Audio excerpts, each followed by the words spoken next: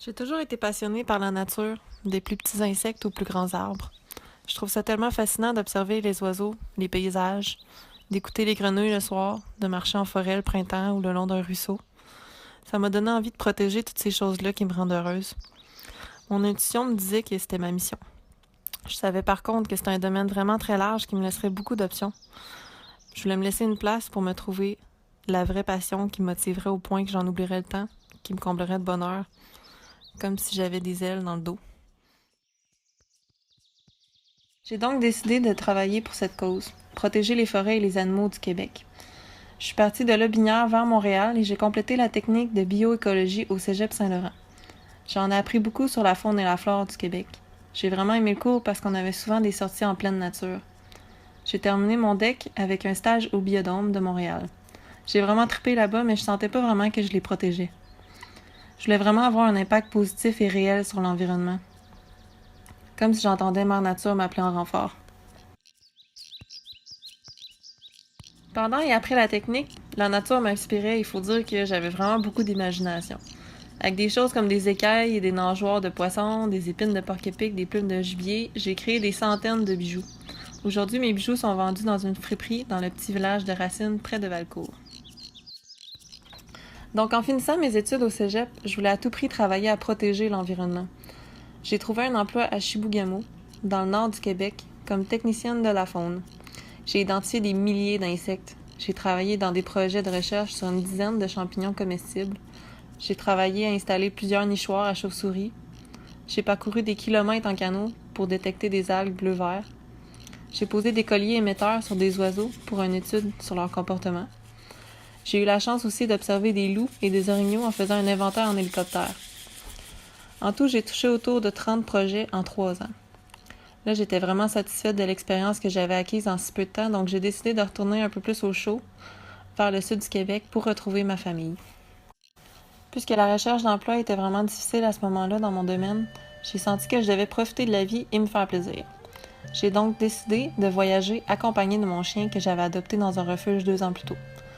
On a mis le cap vers l'ouest jusqu'au Pacifique. J'adore faire de la route et voir des paysages. La liberté et le bonheur qu'on ressent en voyage, on l'oublie jamais. J'ai même décidé de devenir végétarienne au premier jour de mon départ. J'aime ça les défis. J'ai fait quelques détours et j'en ai profité pour visiter le refuge Pajot à Amos et un éco-village sur l'île de Vancouver. Juste avant de voyager, je m'étais inscrite au cours d'éducation au développement d'éco-village, EDE. Donc à mon retour, j'ai filé directement vers la cité écologique, là où ça se donnait. Je me souviens du moment où je suis tombée sur un descriptif de la formation. J'étais vraiment perdue depuis quelques mois et là, la solution m'apparaissait enfin. J'en revenais pas qu'une formation comme ça existait, j'avais les larmes aux yeux. Donc durant l'été de 2015, j'ai fait le cours d'1 mois en immersion dans cet éco-village de 30 ans. J'ai pu intégrer à mon projet éco-communautaire les 4 volets du développement durable, c'est-à-dire social, économique, écologique et culturel. J'ai eu tout le temps nécessaire pour y développer mon projet de rêve, qui était de créer un éco-village qui aurait pour mission d'offrir un espace d'immersion et de formation dans un environnement écologique et communautaire. Après le cours, j'ai travaillé dans les différentes entreprises de la cité comme stagiaire pendant 6 semaines.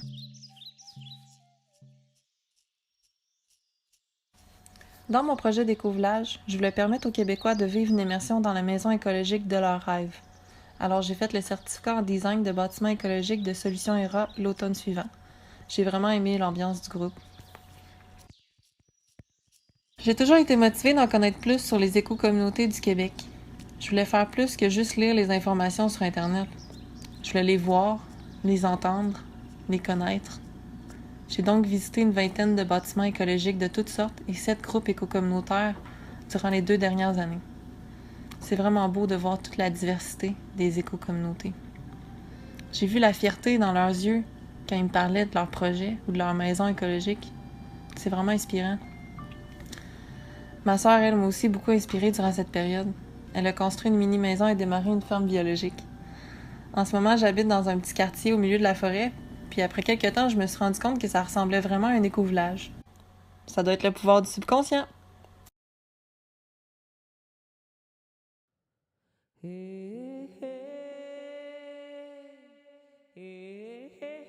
Quand j'étais petite, je mangeais des mouches, des pelletées de sable. Je courais après les papillons. J'étais émerveillée de voir la chenille qui se transformait en papillon, qui pouvait enfin être libre et en sécurité. J'ai grandi dans la super belle région du Mont-Saint-Hilaire, où je vais encore aujourd'hui me ressourcer, m'enraciner. Pour moi, la nature, ce contact-là avec la nature est vital. J'en ai besoin. J'ai eu une vie super remplie qui m'a apporté aujourd'hui à vouloir bâtir des éco-communautés ou en faire partie, parce que je trouve que les humains qui s'entraident pour protéger la nature, c'est ce qu'il y a de plus beau. Je suis chanteuse professionnelle de métier, donc j'ai pu travailler avec des groupes, souvent on peut être jusqu'à 30 en tournée. Donc, de passer à travers des moments difficiles et de se tenir ensemble, c'est ça qui me fascinait de l'humain, de voir la force qu'on fait ensemble pour changer les choses et pour aider les autres. J'ai beaucoup de gratitude parce que ma voix m'a apporté à voyager partout dans le monde. Mais ces voyages-là qui m'ont marqué le plus m'ont montré vraiment ce qui se passait ailleurs et non à travers un écran, mais vraiment en 3D, à travers les odeurs, à travers la communication avec les gens. Mes voyages les plus inspirants ont été des voyages humanitaires où on chantait pour les soldats canadiens qui travaillent pour les Nations Unies en mission de paix. Le soutien moral est super important parce qu'on passe des périodes difficiles et c'est là qu'on se rend compte que l'humain n'est jamais préparé pour des choses parfois très atroces qu'on peut croiser. La première tournée était au Rwanda en 1994 suite au génocide. Puis vraiment, c'est là que j'ai compris que j'ai vu l'entraide, l'importance de l'entraide, du partage et de prendre soin l'un des autres. Que ce soit pour le regard vide des soldats ou du peuple ou des orphelins qui restaient derrière après ces guerres et ces génocides. La Bosnie était complètement détruite, des villages fantômes. Tout était criblé de balles. Puis là, je me disais, comment que les humains peuvent être si cruels? J'en revenais pas que les humains peuvent être si cruels. Puis je me disais, il doit y avoir une autre solution, d'avoir une façon de s'entraider, puis d'avoir toute notre petite place, puis d'avoir toute notre bouffe, d'avoir tout notre toit. Donc, c'est vraiment là que ça m'a touché le cœur. J'ai dit, non, il faut faire quelque chose.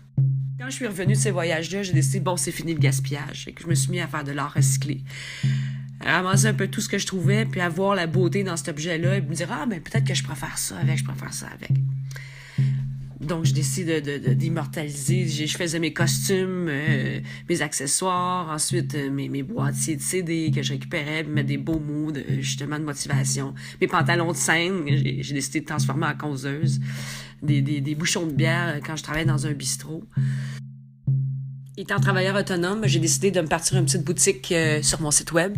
Puis là, j'ai vendu des sacs en Belgique, un peu partout au Canada. Donc, je suis super contente de partager cet art-là, de préserver nos ressources. J'ai un ami qui m'introduit au Earthship, aux maisons en matière recyclée. Je dis quoi? J'ai dit, il y a des maisons en matière recyclée, puis en plus, sont autosuffisantes. Tu peux faire ton jardin à l'intérieur. Wow! Extraordinaire. Et de là, je découvre Francis Gendron, qui fait des capsules et qui a fait une conférence que je suis allée voir, Technologie du futur. Et là, ça m'inspire de pouvoir vivre en communauté et de faire quelque chose de nos propres mains. Donc, je m'informe sur les mini-maisons. Je vais voir tout ce qui existe en temps d'éco-hameaux, éco-villages, les gens qui démarrent des villages. Je vais aider à la construction de la maison Earthship à Benoît, Mauricie. Je prends des conférences sur la sociocratie, un nouveau mode de fonctionnement, des cercles restaurateurs pour le règlement de conflits. Donc, je m'intéresse vraiment à tout ce qui est possible côté éco-communauté, travailler ensemble et bâtir quelque chose de nouveau, d'innovant avec, si c'est possible, des matières recyclées. Je m'inscris à un cercle d'entraide pour démarrage d'entreprise. Et par la suite, je commence à faire des sondages sur Facebook et puis je fais un questionnaire de 61 questions pour avoir un peu le pouls de ce que les gens pensent de ça. J'assiste à Écosphère, Festival des mini-maisons, des 5 à 7 de la Maison du développement durable. Et là, je décide de faire des rencontres. Donc, je fais quelques rencontres, je rencontre des gens hyper intéressants et puis on va visiter des terrains. Et là, il y a un projet qui prend forme, le projet Ancestar. Ancestar, c'est de faire revivre un village abandonné, tout en ayant un éco-village adjacent avec différents types de maisons où les gens peuvent expérimenter et venir travailler en permaculture et réapprendre à vivre ensemble en symbiose avec la nature. 3 jours avant ma rencontre, je me rends compte qu'anguille sous roche, donc le projet tombe à l'eau. Wow, je suis complètement démolie, ça fait 6-8 mois que je travaille là-dessus. Je fais qu'est-ce que je fais? Bon, j'ai besoin de m'enraciner, j'ai besoin de me relever, j'ai besoin de de me réaligner, de voir où je m'en vais avec tout ça. Donc, je me trouve un emploi dans un vignoble pour voir si je suis capable de travailler dehors à grosse chaleur tout l'été. Si je veux travailler dans un éco-village, ben, veux pas. La plupart du temps, il va falloir contribuer. Mais ce que j'ai découvert est extraordinaire. Ça m'a vraiment ramené à la nature, à la beauté de la nature, et ça me disait en dedans de moi, ben là, t'es à la bonne place. Se regrouper et encourager l'économie locale, démarrer des petites fermes, cultiver en permaculture, en respect de la nature. Chaque petit changement compte.